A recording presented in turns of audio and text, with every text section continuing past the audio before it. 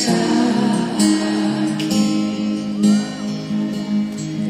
nung ako'y nanalangin kay Bathala. Naubusan ng bakit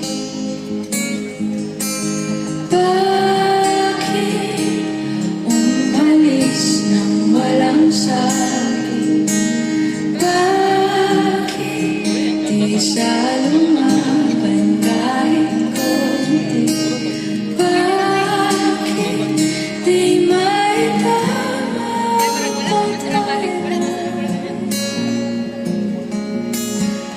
at nakita kita sa tagpuan ni Bathala?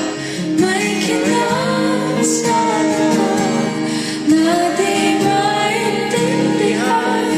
Tumingin ko siya, sinubukan kong lumisan at tumigil ang mundo nung ako'y iduluma sa panalangin ko.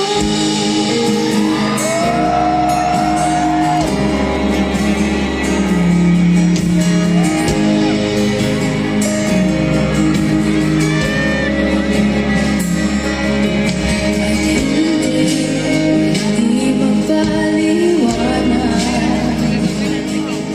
ang nangyari sa akin. Saksi